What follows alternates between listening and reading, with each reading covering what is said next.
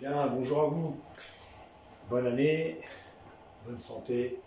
Une nouvelle année qui redémarre correctement, qui va s'estomper dans le temps, à revenir dans nos activités.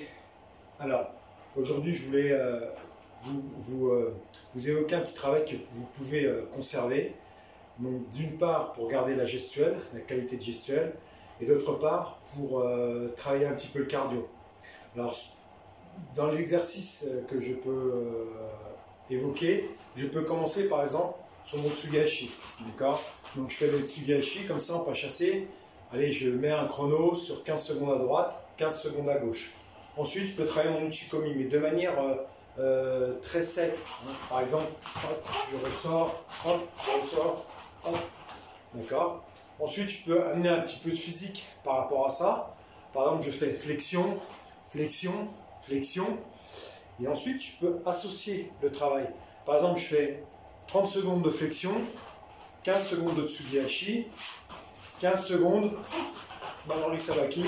D'accord ? Donc je peux hacher mon travail comme ça, avec des séquences de 30 secondes.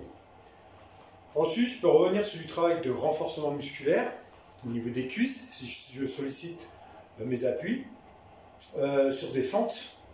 D'accord ? Enchaîné de gestuelle technique. Ça, c'est important.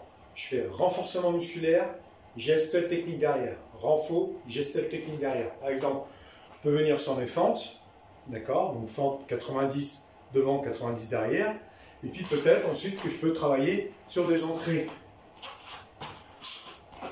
Des entrées qui vont me permettre de pousser.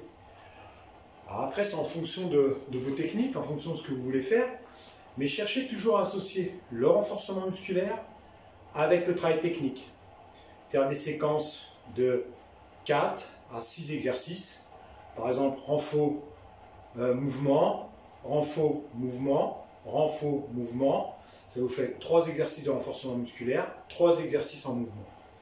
Et à vous de créer la séance par rapport à ce que vous voulez faire. C'est important aussi d'aller chercher à puiser pour construire sa séance. Mais associez toujours du travail de renforcement musculaire avec du mouvement, sur les techniques que vous voulez faire. Ensuite, on peut faire la même chose au sol. On peut partir par exemple sur des pompes, et puis ensuite partir sur des mouvements un peu classiques ici, d'accord, sur 30 secondes.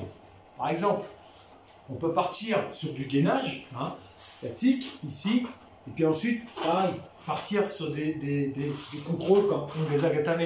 Par exemple, toutes les formes de langoustes aussi peuvent être travaillées en les faisant tranquilles, comme la vidéo précédente où j'exprimais la façon de se placer pour les projections de manière lente et décortiquée.